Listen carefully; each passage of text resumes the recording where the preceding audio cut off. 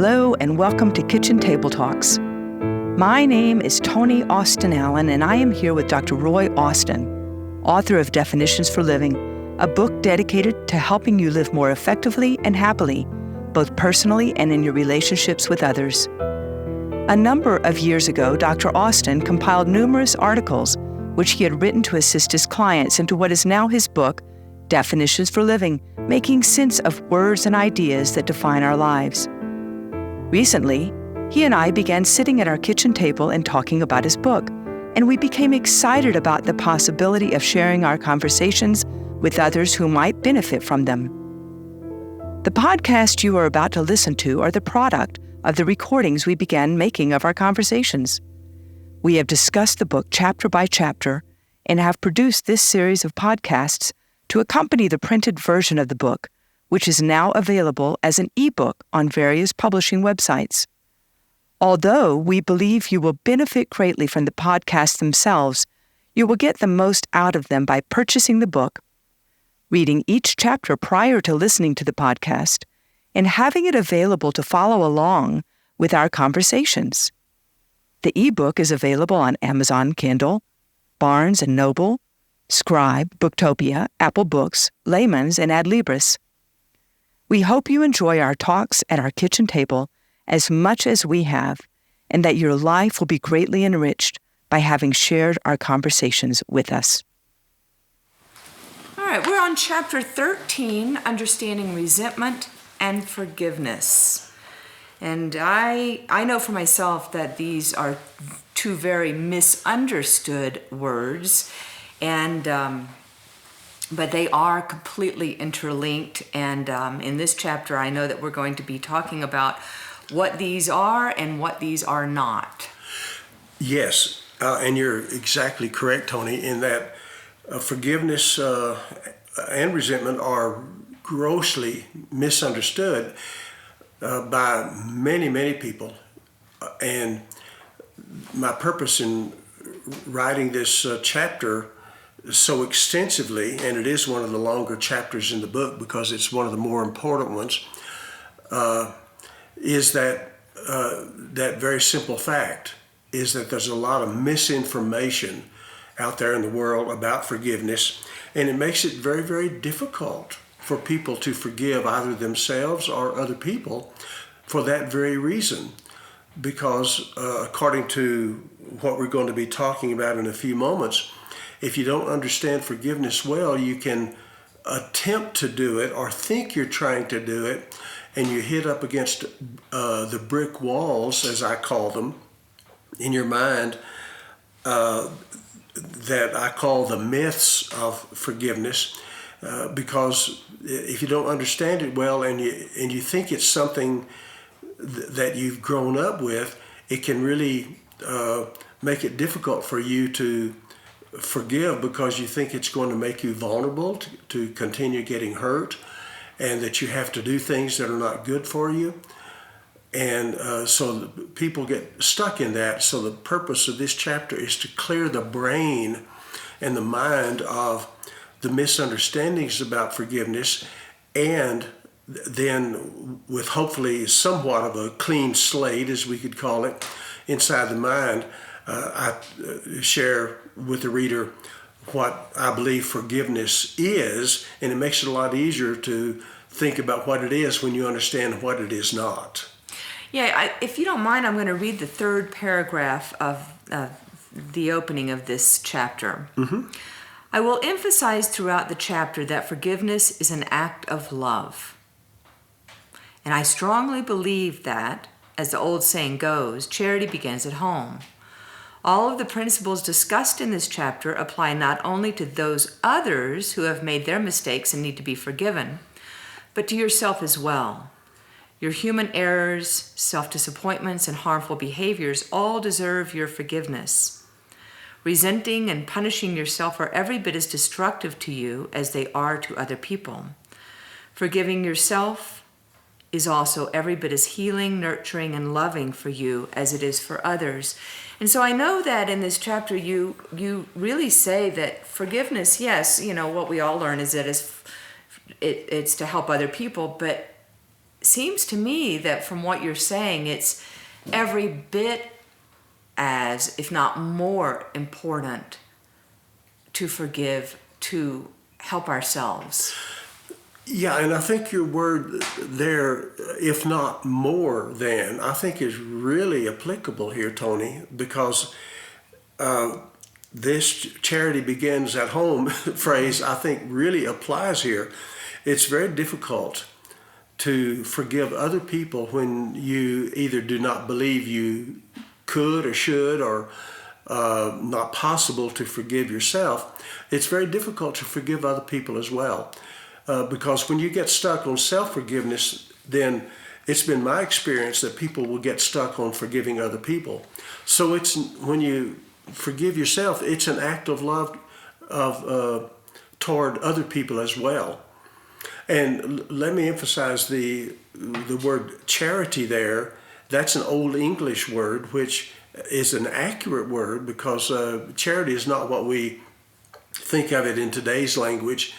And that is, you give money to the local food bank, or your charity to, in fact, they call it your favorite charities, and that is those organizations that help less fortunate people.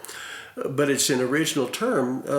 Charity is another word for love, but it's, as we'll talk about later on, it's not that human type love of friendship or sexual desire. It's basically agape, and that is a decision. It's not an emotion. It's a decision to treat other people the way that you like to be treated. Mm-hmm. And so it does begin at home, because if you don't treat yourself well, you're not likely to treat other people well either. That makes a lot of sense. Now, you talk about forgiveness being a cure. What is it a cure of? Well, it's at the following chapter there. We're going to get into it in just a moment. It's the concept of resentment, because this chapter is titled Understanding Resentment and Forgiveness. Mm-hmm. And those are two opposite concepts. And that's why we're going to talk about resentment first before we go into forgiveness, because if you don't understand it, you can't move into the next concept of forgiveness. And so resentment is what I call the disease in someone's mind. And forgiveness is what I call the cure. And then we'll get into that in just a moment. So in answer to your question, resentment is the disease that eats you alive and causes harm to yourself and other people. Now, before we go on into resentment, is there anything else you want to say about the opening of forgiveness? Except just keep your mind, as you listen to this and as you read the book, keep it open, because these myths are so prevalent in today's world, and they've been so strongly ingrained in our culture, is that it's going to be hard for a while to get the simplicity of forgiveness clear in your mind. It is so simple that some people will read it and think about it and listen and say, it just cannot be that simple. It's got to be harder than that. Or that's not what I was taught. And so I'm going to continue believing what I grew up with. And so it requires an open mind for a totally paradigm shift mentally in order to make it work. Because, you've heard the old phrase, it's too good to be true.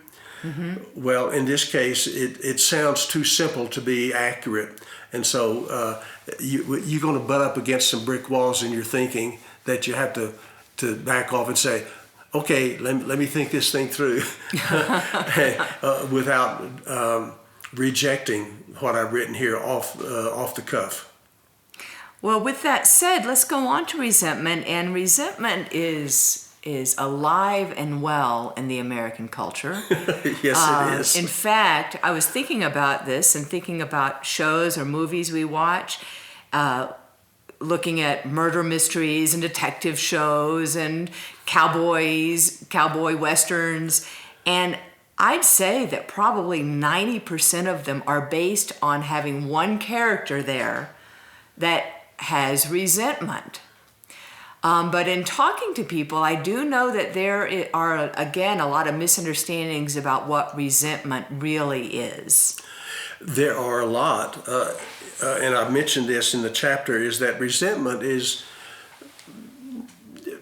often used glibly or inappropriately, just out of ignorance. Like if someone says something that offends you in some way, you might say, well, I resent that. Mm-hmm. And it's not true resentment, but they don't know the right word to use. And so there's a lot of misunderstanding about what resentment is. Well, let's go on and talk about what that is. I know that when I've talked to people, they use anger and resentment synonymously.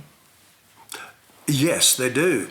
And actually, anger and resentment are antonyms. They're not synonyms. They're opposites. And this is what really gets a lot of people in trouble, is that they think that when they get angry, that's a bad thing, mm-hmm. because they equate it with resentment. But it's exactly just the opposite. And there is a diagram in the printed chapter here that illustrates this, that we might get to in just a moment. But the clearest way that I like to think of anger is to think of it's what I call a sister word, mm-hmm. and that is danger. I often would tell my clients, what does anger, is there another word that sounds like anger? And sometimes they would try to think of something, and eventually most people would come and say, well, it sort of looks like the word danger. Mm-hmm. And I said, that's right. To understand anger, all you have to do is put a D in front of it. And it's a simple way to understand what anger is all about. And I used to tell my clients, I'd say, just keep in mind that anger protects you from danger. And that would always bring a chuckle. But it's a great way to understand what anger is. It's a very healthy, necessary emotion. It's a very energetic emotion. I mean, it's probably the most energetic emotion, wouldn't you say? I would say probably yes. Mm-hmm. Some form of it. Other than love, I think. Oh, of course. I would hope that love would be stronger in most people's lives than anger, but you're exactly right. It's a very strong emotion. Well, and then there's also fear. And wouldn't you say that most anger comes out of fear? All anger comes out of fear. Mm. Yeah, you're not going to get angry unless you're first afraid. Mm-hmm. Because anger is a natural, necessary, and very important reaction to danger. Mm-hmm. And that's what it's for. You know, we hear that that someone was frozen in fear. Mm-hmm. Well, that's true. Fear is the cold emotion. It's the emotion that shuts us down because we're panicked and we feel in danger. And if we don't override the fear with the anger, with the energy that we call anger, then we're not going to have the energy and the motivation to protect ourselves, to override the fear in order to take care of ourselves. And that makes us very vulnerable. Mm-hmm. And that's what happens in a lot of people's lives. They were taught that you're not supposed to ever get angry. Anger is a bad emotion, and they set themselves up all the time to get hurt and abused because they're angry inside, but they're not supposed to express it in a protective way, or they don't know that that's what it's for, and so they just set themselves up over and over and over again to get harmed by the people who are really abusive folks. You say, though, that resentment is the exact opposite of anger. Can you explain that a little bit? Yes. Here again, anger is the energy, the emotion that we must use to protect ourselves when we are in danger of being harmed. Now, I'll just give a little side note here. There is what I call sham anger, false anger, when there is no danger at all. We're not being harmed at all. We're just not getting what we want. And so we get ticked off, and we call it angry, like the 2-year-old child at the grocery store. When the parent does not give that child a candy bar, then the child gets angry, but it's not true anger because there's no harm here. They're just not getting what they want, and they're having what we call a temper tantrum. And boy, do we have a lot of adults having temper tantrums these days. Temper tantrums all over the place, but it's not true anger because there's no danger. They just feel entitled to stuff that they don't have any right to feel entitled to. And so they throw a temper tantrum, and it looks and sounds and feels like anger, but it's not. It's false anger. It's a manipulative technique to get what we want. Interesting. That's very helpful. But true anger requires true danger for it to be legitimate anger. Now, resentment, in answer to your question, is just the opposite of anger. Anger, here again, is important to have in the presence of danger. But when the danger is past, when you no longer need the energy for fight or flight, as Freud called it, to either defend yourself against the enemy or by counterattacking, which is sometimes necessary, or by getting away from the danger as much as you can, which is the flight part. That's the fight or flight syndrome, which we call anger. It's the protective emotion. But after the danger is past, or if there's no danger in the first place, here again, someone can just not be getting what they want, and they feel resentful for that. Resentment is what I call the desire to do harm to another person when you're not in danger. It's the opposite of it. Anger is what you feel when you're in danger. Resentment is the emotion that you feel when you want to put the other person in danger of your wrath and your vengeance. So it's just the opposite. So you're wanting to do harm.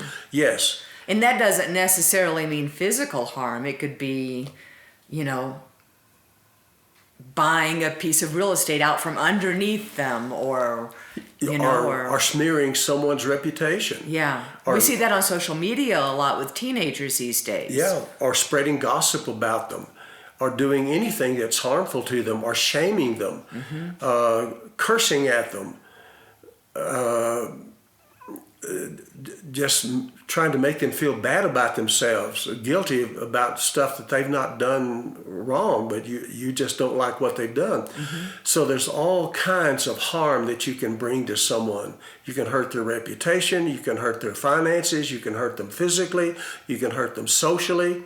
You can hurt them mentally. Mentally, there's all kinds of abuse, and all of that is just out of meanness. And that's what I call resentment. It's not protective at all. It's just, it's harmful to someone else. Now, if you've had long-standing resentment, that can kind of stay with you and feed into other parts of your life, I would expect. Invariably, it does. It just makes you a mean person. And people will pick up on that. In your business and social environments and interaction with them, people can sense when you are a resentful person, because it poisons all aspects of your life. And people don't like to be around you because they actually can sense that you're a dangerous person. Yet again, there's that energy that we are projecting. We may not know it, but it's out there. Yes, absolutely. So, you have another little chart in here, and can you just kind of let the listeners understand this little chart for us? Yes, hopefully those of you who are listening will have a copy of the book and be able to see the diagram that I've drawn there. There are two ovals there, and one oval represents yourself, and the other oval on the right-hand side represents someone else, another person. And so the arrows indicate the direction of hurt or harm. Mm-hmm.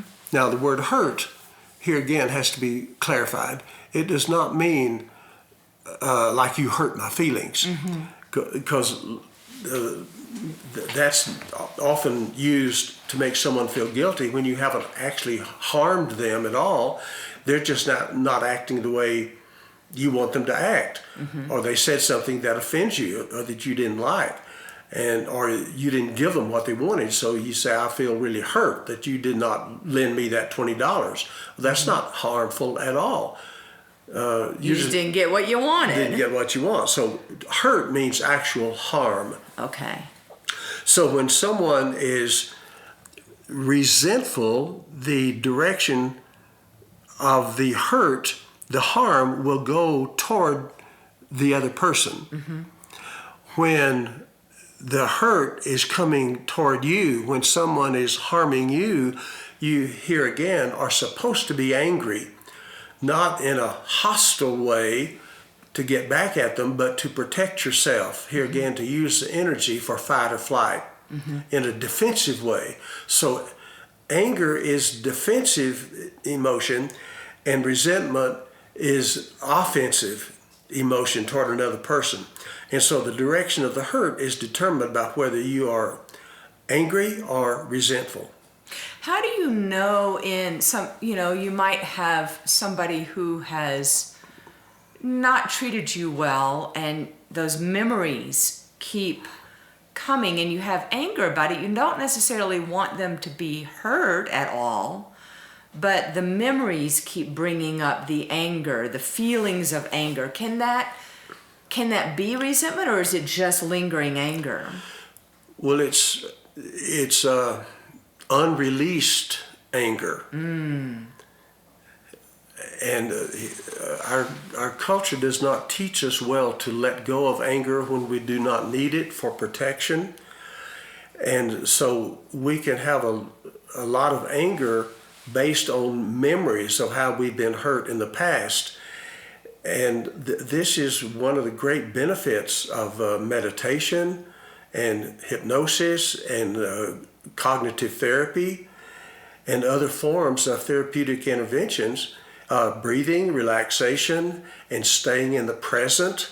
This is extremely important to remind ourselves when we have those memories that trigger that anger, is to step back and become an observer of that anger and have the adult part of ourselves, the wise mind, I call it. I believe that everyone has a self of wisdom inside themselves, to step back and observe and just say, hey, wait a minute, Roy, that danger is past. They're not hurting you anymore. You don't need to hold on to that anger anymore. And you gave a great example of that from the animal world. Would you mind sharing that? Yes, I was thinking about the animals, because now, there's certain animals that are not going to be fighting. They are the flight ones because they don't have defenses. But there are a lot of animals, many, that when they sense danger, they even have things built into their bodies, like porcupines and badgers and whatever, and they will seemingly get angry and attack back. But then when that energy of that fight is over, it's like, oh, and they just kind of go their own separate ways, and they look like they're right back to where they were when just after having a terrible, terrible fight. Yeah, and that's what anger from a human perspective is all about. Now, we can't know for sure unless you're an animal scientist and study this, about what, if any, actual human emotions that animals have. There's some research that's indicating that animals can have emotions. Fear, for sure. Yeah, for sure. Yeah.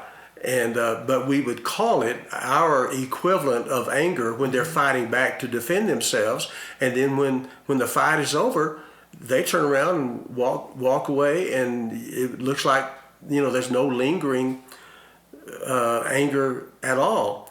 And that's what anger is for, is to protect yourself until you don't need to anymore, and then let go of the anger.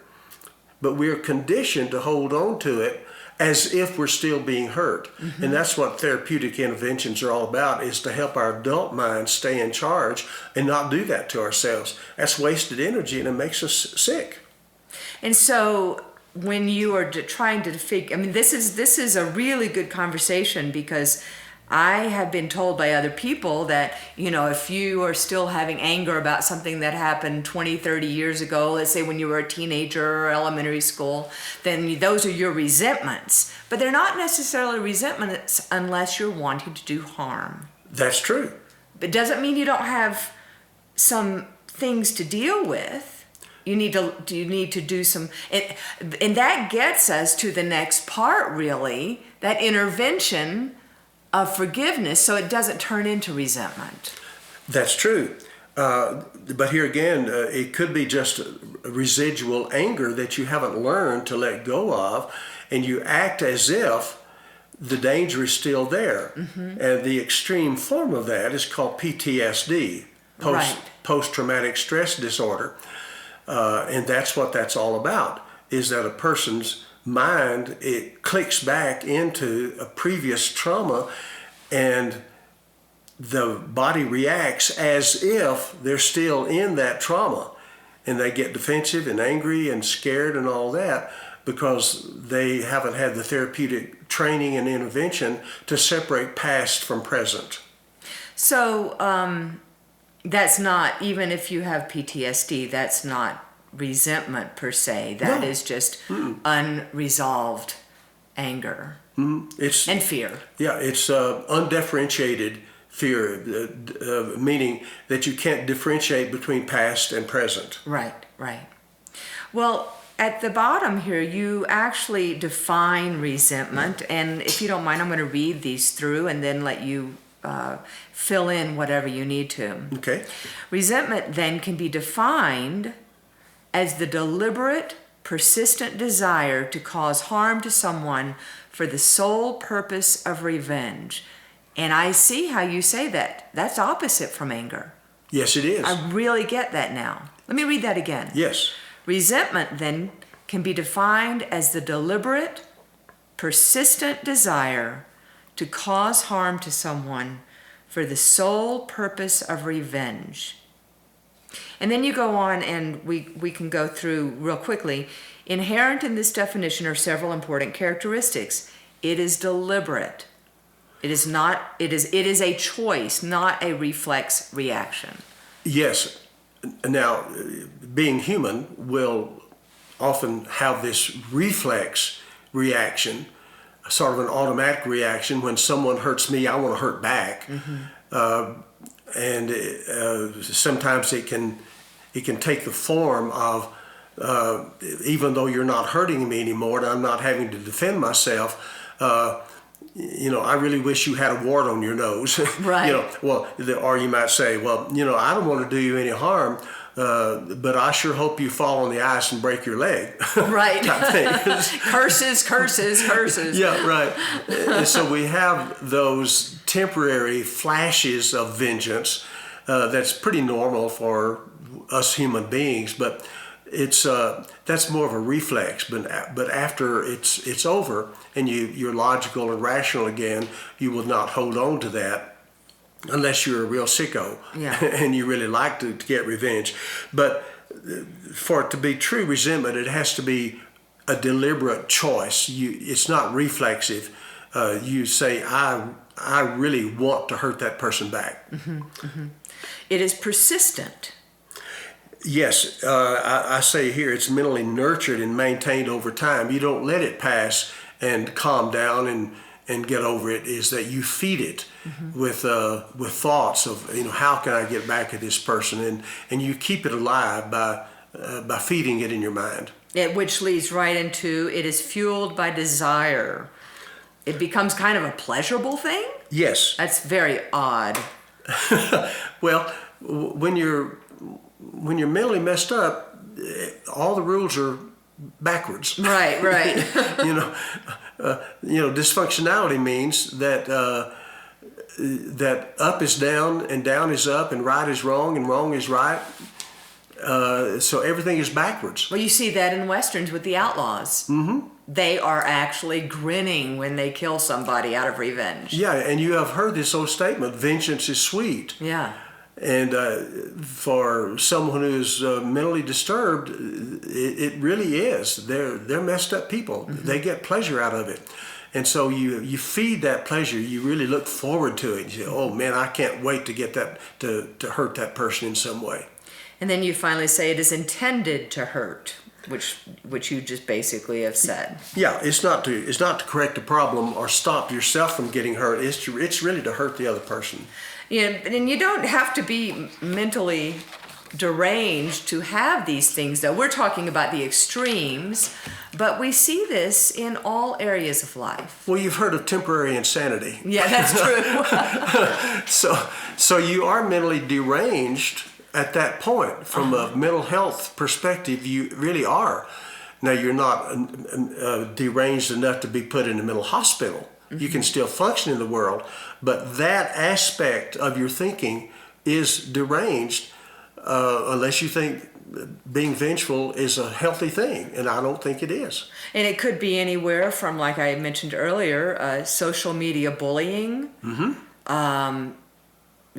Throwing a rock in somebody's house or painting graffiti on their house because they did something you don't like and you're going to get back. That's someone who is emotionally unstable. Yeah. Exactly right.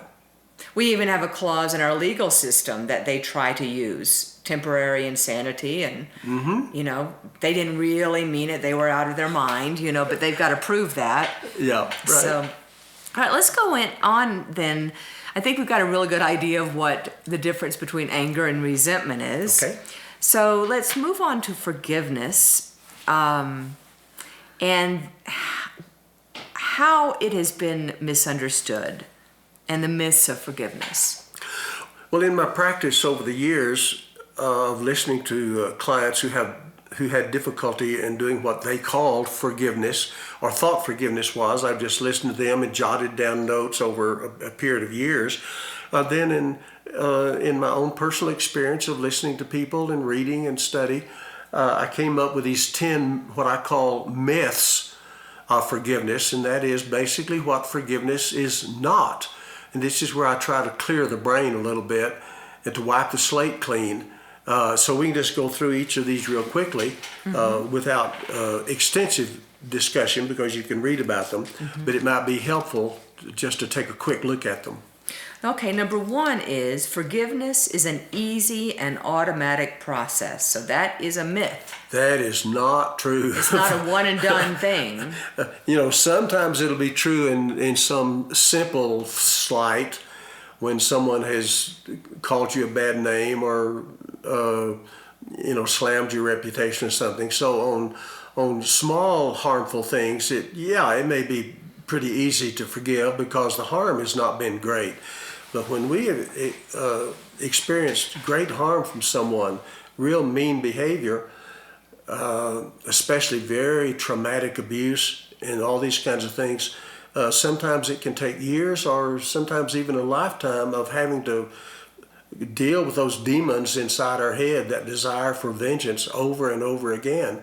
And so it's really important that we not be hard on ourselves when it's not the easiest thing in the world to do. It's like trying to quit smoking or drinking or any other behavior. It can become addictive, and we have to be gentle with ourselves. Mm-hmm. I used to help people in their efforts to stop smoking, and they'd say, "Oh, I just can't ever I'm so mad at myself. I'll say I won't smoke anymore, and then a couple of weeks later or a month later, I'll start smoking again. I'll say, "Oh, that's great. You quit smoking for a month. That's wonderful. You can start over today and keep doing it." So you may have to do it over and over again, and you get credit for every time you try it. Let's go on to number 2. If I forgive him, I'll have to stay in love with him.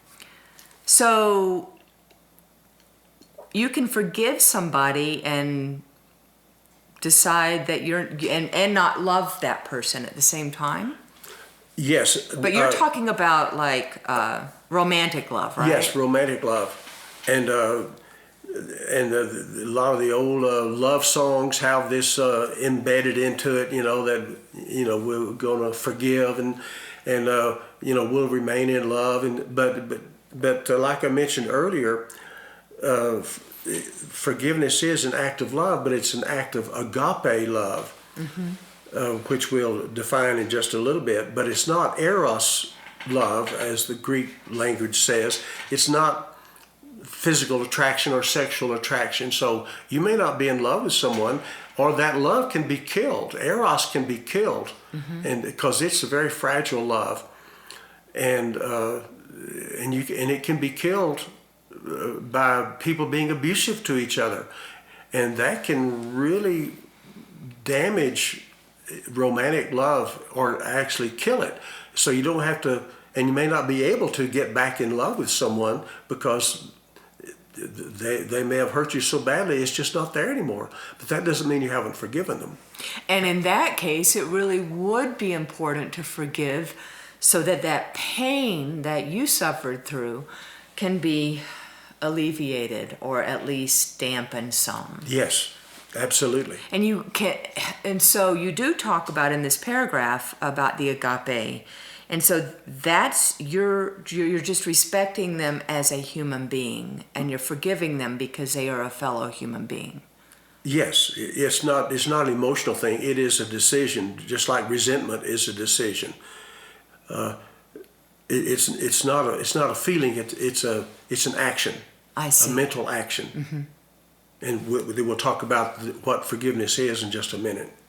And then number 3 is, if I forgive her, we'll have to remain friends. Same sort of thing, right? Same thing. Friendship love is different. That's called phileo in the Greek language, from which we get the word Philadelphia. Delph means a town or community, and phila comes from phileo, and it's the city of brotherly love. Interesting. I'm glad you told me that. That's pretty cool. And that's where we get Philadelphia. And so phileo is friendship. And friendships come and go. They're not necessarily permanent things. And especially when you've been really seriously hurt by someone over and over again, or just maybe one act of abuse or mistreatment, that could kill a friendship. That can kill phileo love very easily, but you still forgive them, agape. You don't hold a grudge against them. Yeah, you don't want them to do harm. You're not against them in any way. Right, but you may not be friends with them at all, and you don't have to be. That's a totally different matter. Forgiveness would be just like saying, "That's okay. You didn't do anything wrong." Now explain that a little bit. Could you give an example?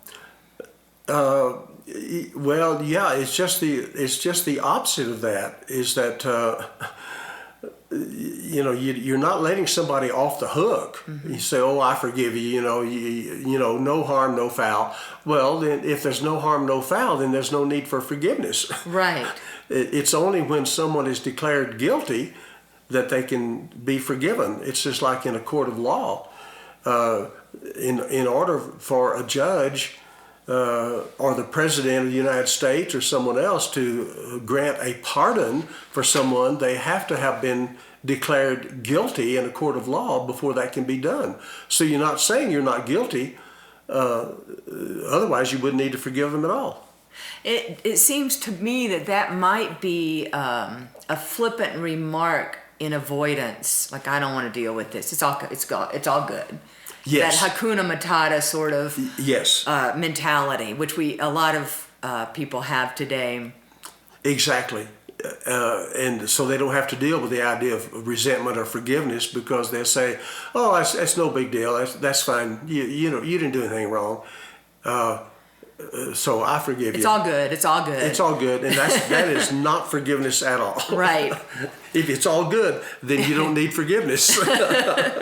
Number 5, I can't forgive him because then I would have to trust him again. So this has nothing to do with trust, does it? Nothing whatsoever. In fact, you might choose not to trust them ever again. That is often the case. The harm can be such, particularly if it's repeated over and over again. It's just like, and I think I mentioned it in the text here, is that, you know, a banker can forgive a loan, which means you're not held accountable for it.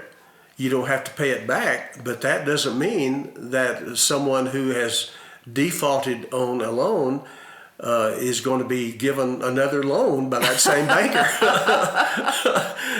When you put it in hard fact business terms or legal terms, it's like, oh yeah, well, of course. Yeah, I'll let you off the hook on that defaulted loan, but don't come in asking for more money. You're not going to get it, because they have destroyed trust. Right. So trust is a very separate concept. Has nothing to do with forgiveness. Mm-hmm.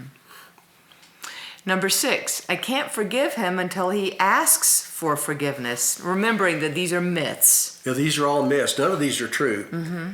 And that's the concept, is that that you have to ask for it. I have to know that you're truly repentant and remorseful in order for me to forgive you. You have to come begging for it and asking for it, and that's not true at all.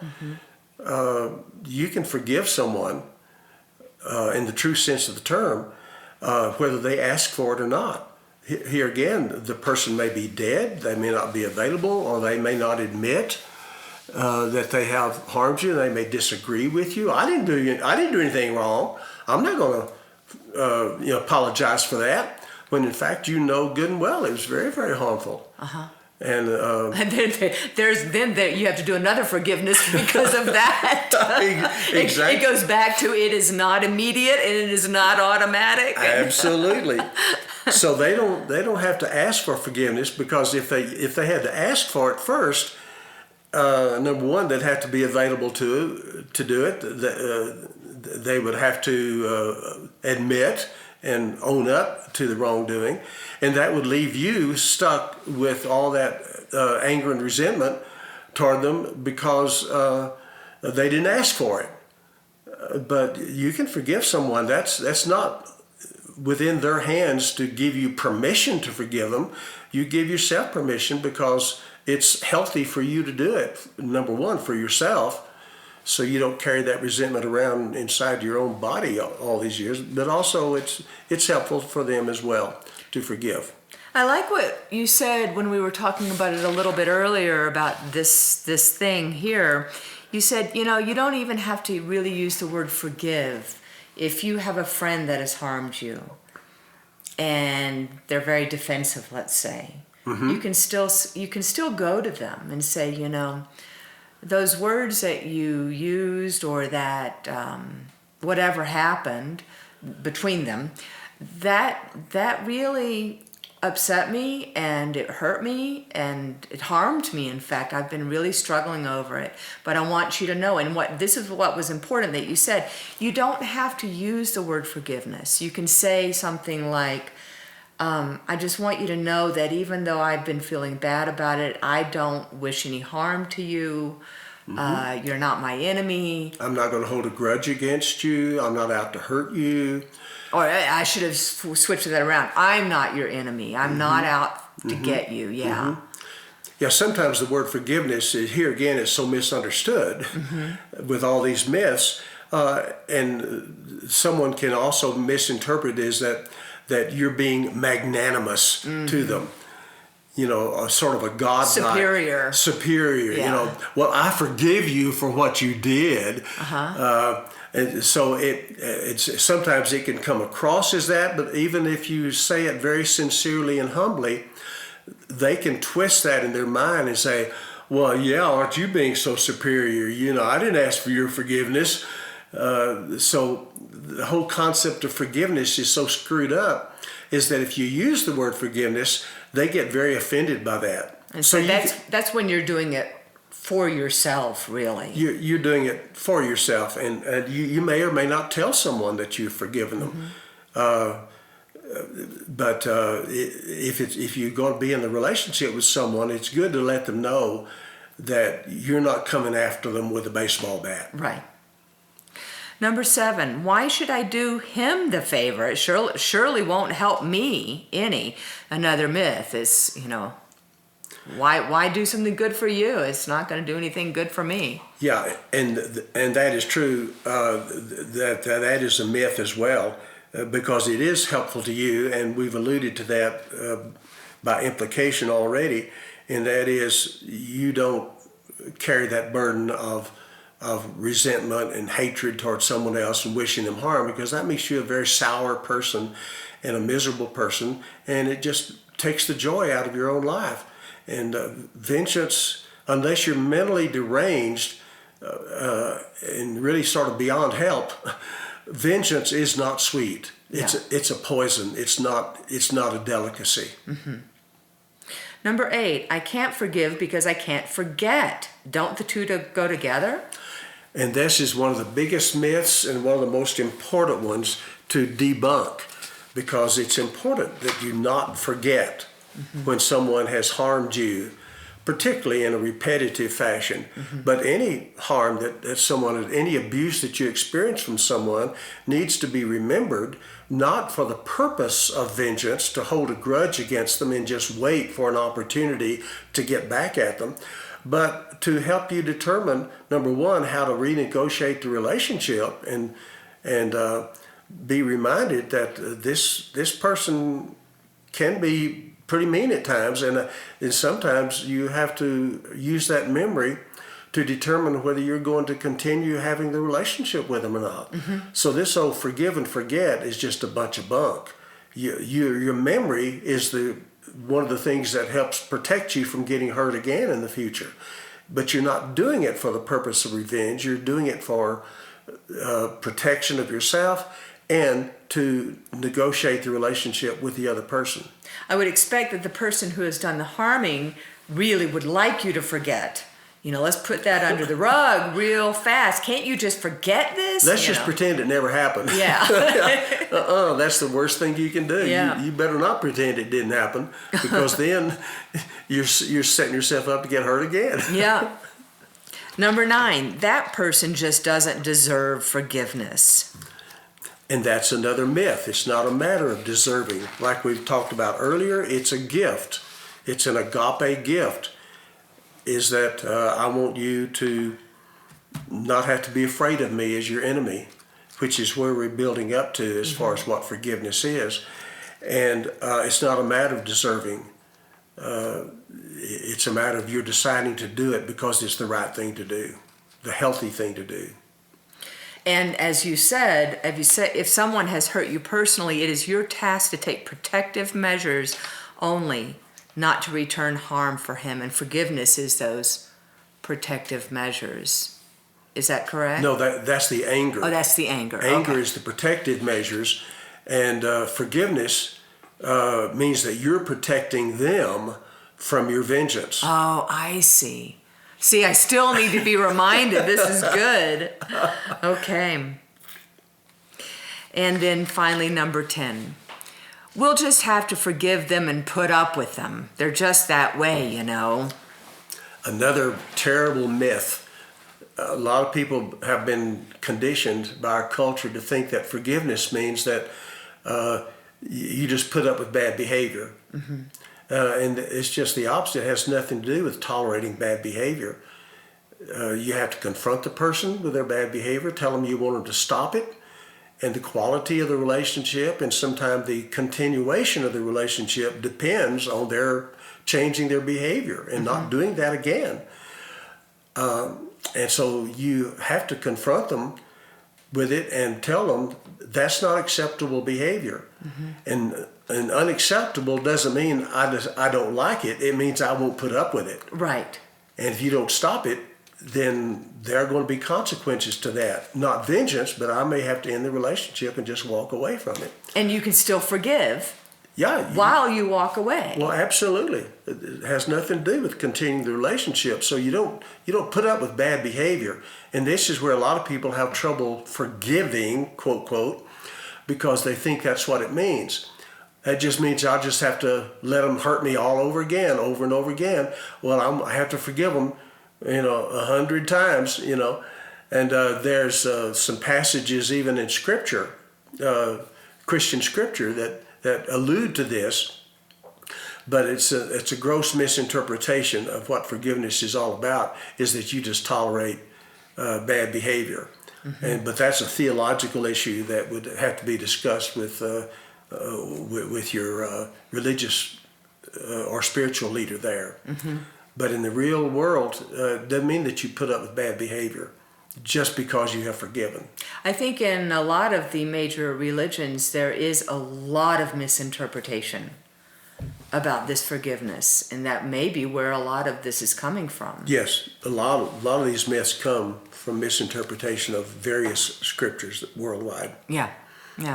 All right, we are now to the facts about what forgiveness is. And this doesn't take really too long. For the listener, we're not going to belabor this, but basically what forgiveness is, it can be understood by going back to the Hebrew and Greek literature on forgiveness, and there are three meanings to it, or so-called interpretations of it. If you look at the original languages, it can mean to let go, to lift up a burden, and to blot out. And so I talk about each of these. Basically is what we're talking about here. Is the first definition, to let go, means to let go of the desire to get revenge, to let go of that resentment. It also it means to let go of the godlike belief, I'm quoting here now, that you are superior to other people.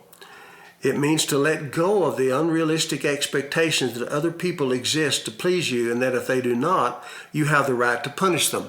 So it's letting go of this judgmental role toward other people that they have to fear, that if they don't please you or if they hurt you in some way, then that gives you the privilege of getting back at them. Because as humans, we don't have that privilege. And again, it doesn't mean you have to tolerate it, but you just don't get back at them. You let go before it turns into that resentment. So you're telling us all that you can get angry with somebody. That's a very positive, energetic emotion. Yeah, it's a defensive emotion. Yeah. But then if either to stop it from, if it does not leave and it starts turning into resentment, forgiveness is the next way to go. So you don't want to harm them back. Right, that breaks the cycle. But then we just went through all those myths. You do not have to trust them. You do not have to be their friend. You do not have to love them. You do not have to, a bunch of stuff that we think forgiveness means. Right. You just are doing this so you do not do harm. Exactly. You're letting go. You're not treating other people the way they treated you. Right, okay. Which is one of the hardest things in the world Yes. to practice. It's easy to say, but it's hard to practice in our culture. We're taught to get back. Don't ever let anybody hurt you without getting back at them. You gotta let them know that if you bring me harm, I'm going to hurt you back. And we're raised with that from every form of social media that there is. Wow. To lift up a burden, that's the second interpretation I like this one actually. Yeah, it's a softer approach. There are two burdens here. One is you're lifting a burden of fear off of them by forgiving them. In essence, you're saying, I'm not here again. I said a while ago, I'm not coming after you with a baseball bat. You don't have to continue looking over your shoulder, being afraid of me. I'm not going to be your enemy. So you lift the burden of fear from them. Now, sometimes people will take advantage of that and say, oh, yeah, if you forgive me, then that gives me permission to hurt you again. And so this is where you have to go back into your protective mode that we've just discussed. That doesn't mean you tolerate their bad behavior in the future. It just means you're not going to come after them. And screwed up people will take advantage of that. And they'll say, oh, yeah, well, if you're not going to punish me for it, or hurt me back, well, then I can just keep on hurting you over and over again. And those are the people you have to stay away from. You have to get away from, or you're a perfect victim. It also lifts up a burden for them if they have any rational thinking at all. It models for them that they don't have to have the burden of self-punishment. I don't hold a grudge against you, and I don't want you to beat up on yourself about this either. This is a lesson hard learned for both of us. That's bad behavior. I don't want you doing it again. But here again, I don't want you making your life miserable. I'd like for you to forgive yourself as well. It's a gift because it helps both directions, because if somebody is just depressed and morose because they did something that hurt you, and it's like, this isn't very fun. It's not good for either of us for that person to stay there. Yeah. So you model for them and sometimes verbally in your own way, give them permission to let go of that vengeance toward themselves. That's not, I don't want you doing that for yourself. That's not going to help you or our relationship at all. And it also, the third burden that's lifted through forgiveness is the load of internal guilt and ultimately the depression that accompanies resentment. Because if you hold on to that grudge against someone, it's going to affect you emotionally and medically and physically. And so it frees you from feeling guilty. If you have a conscience at all, you're going to feel guilty about holding grudges against people. And you'll eventually get depressed if you hold on with grudges. So it lifts up a lot of burdens. And then you also talk about it lifts the dark cloud of estrangement. And I know that I've been in that situation before too, where there's been an estrangement. It's uncomfortable, and I haven't known what to do, or they haven't known what to do. It's not a comfort. You just hope, oh, please, I don't want to see them on the road. I don't want to see them in the shopping center. Yeah. And it just keeps things open. It's that elephant in the middle of the room that just keeps tiptoeing around, but it's always there. It's a burden. If you don't work through that forgiveness process with that person, then that is a burden on the relationship. It's never healed.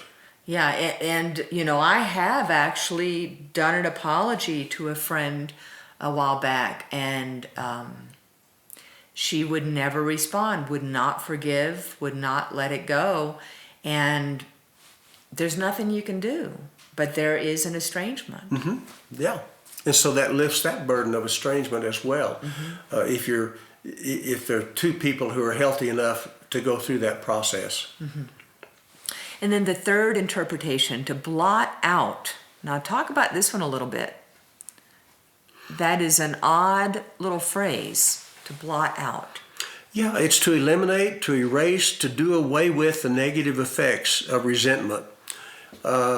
It's like taking an eraser. That's exactly what I was imagining, erasing it in the air. On a chalkboard or whiteboard, you erase the negative effects of resentments. It blots it out. It does away with it. It's a healing. It's a healing process. You're blotting out the negative energy of that resentment. Yeah, by healing the wounds that hurt causes inevitably. Boy, couldn't we all really benefit from daily forgiveness, because we probably all have a load of it. Yes, and it's one of the worst poisons that people can carry around inside them. Mm-hmm. So then we come to the definition of forgiveness then in the light of all of this.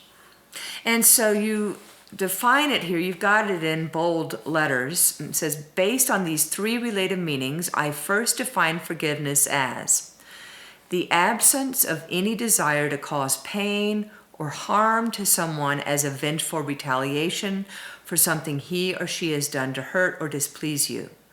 You make a deliberate decision to respect another person's right to be free from the fear of your resentment and any harmful actions you might take against him or her. And then, following this initial definition, I also believe that forgiveness includes the decision to perform no punitive actions toward the person who has hurt you. And that's a two-pronged definition, as you've just read. Mm-hmm. First of all, there's no desire to make the other person's life miserable. You don't get any pleasure from it. And you're not looking forward to it, and you're not planning for it. You're not plotting to do it. And it's not your wish to make their life miserable. Now, they may make their own lives miserable by their bad behavior, and I'll get to that in a second. But the second part of the definition is neither do you not have any desire to harm them, but you take no action to harm them either. So obviously the lack of any action follows the lack of desire. If you don't want to hurt anybody, you're not going to. And so you make sure that you don't do anything to hurt them. So it's a two-pronged definition. No desire, no actions for the deliberate desire to get vengeance on them. And just to re-emphasize in that retaliation, you talk about action and doing, but that can include words and softer kinds of actions, but words themselves are very, very strong. Mm-hmm. And so, you're not just talking about going and hurting somebody physically. It's all kinds of harming, from, as I said earlier, a nasty text to killing them. Or silence itself. You can use silence as a punishment and a vengeance, is that you distance yourself from them emotionally and verbally, and you're harming the relationship and you're causing them distress if they value the relationship with you. Then you can use silence. So you just don't talk to them, mm-hmm. and be a sourpuss face around them, and not welcome them back in your life. And just rejecting them passively can also be very, very punitive and harmful. And I would expect there are a lot of couples who live in the same house. Notice I didn't say home. Mm-hmm. The same house, that are living parallel lives with one or both of them in total silence because they can't forgive, or that is a way that the other is retaliating. Yeah, that's a good example of it. There's a lot of dead silence in a lot of miserable homes because of grudges held and the lack of forgiveness. Mm-hmm. Now, I want to mention that it's important that in our legal system, it's a completely different thing if it's done correctly, because here again, that we don't tolerate bad social behavior, such as a criminal action. And so people who enact crimes need to be held accountable in the sense of protecting society from further bad behavior from them. So sometimes they will have to be fined, mm-hmm. Put in jail, and if the system is done correctly, like for instance, the jury and the judge, they don't do it out of vengeance, and they don't enjoy it. Now, here again, That's if it's done correctly. if it's done correctly, that juries and judges do not enjoy and take pleasure in putting someone in jail, but they do it for protection of the greater good of society at large, not as an act of vengeance. They do it for social protection. So the same principles still apply here. You don't let them off the hook. They have to suffer the inevitable natural consequences of bad behavior, but that's not the same thing as vengeance. That's justice. And that's important to make that differentiation, so that you don't think that the legal system is different, because sometimes we have even these television shows it's called Crime and Punishment. But you're not doing it for punishment, you're doing it for protection of society if it's done in the right spirit. That needs to be a whole nother chapter, because that idea of punishment is everywhere. Yeah. And we've talked about this in our own personal conversations where, you're just trying to do what you need to do for yourself, and somebody else might say you're punishing me, or, a child feels punished because their parent says, no, you cannot go and be with Johnny, knowing that that's not a safe home to go to or something, and they feel like they're being punished. Yeah. When it's just really, no, this isn't a good situation. Yeah, or you can't watch television because you haven't done your homework. Right, type that's thing. punishment. You're punishing me. No, it's not. You're just not giving them what they want. That's right. So in conclusion, basically, you want to go ahead and read the conclusion there? I certainly will. There were two words, though, right before the conclusion I'd like to bring out. You say, once begun, it is often hard to stop. Well, let's see what we were talking about. Let me just go to this last sentence. It seems to me that we prevent more problems and experience the most joy when we forgive in spirit and in deed. A difficult goal, but one I believe is worthy of our efforts. And you say that the spirit and indeed are the two main aspects of forgiveness. It's got to be sincere. Yes. It's got to be within the body. It's got to be within the spirit and the mind. And as much as possible, it becomes a way of life. It's not just a one act at a time. Well, I've got to decide whether to be a forgiver or not. You become a forgiver. In spirit. It's I don't want to be an enemy to anybody. So it's not really a question of, am I going to forgive this person? Of course I am. That's who I am. I am a forgiver. Right. So that's the spirit of it, is that it's part of your personality. And then your actions or the deed will follow. And then you don't have any desire nor actions to bring harm to another person. Okay, good. So in conclusion, forgiveness, when practiced at its best, is a way of life. And that's what you're saying right now. Yes. More than an individual act. When you understand what forgiveness is not and what it is, I believe it will seem only right and reasonable for you to let it become your overall attitude toward everyone, including yourself. With such an approach, you will not have to decide whether or when to forgive certain people for certain behaviors. By adopting forgiveness as part of your own philosophy, you will be able to free yourself of long-lasting destructive guilt over your own mistakes and any embittering thoughts of revenge against others who hurt you. And to me, that's what forgiveness is all about. I'm not going to be your enemy. And I'm not going to be my own enemy. It's called grace.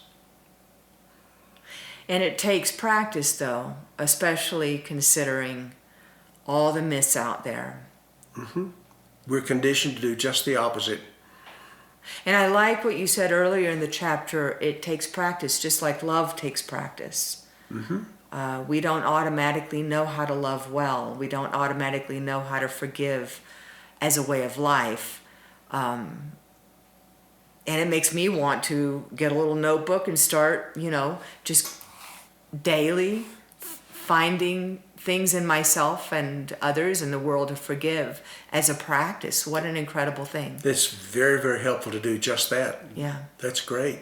All right. Well, thank you very much. And the next chapter is going to be The Joy of Mediocrity. That's an interesting one. What a strange title for All right. a chapter. We'll look forward to that. All right.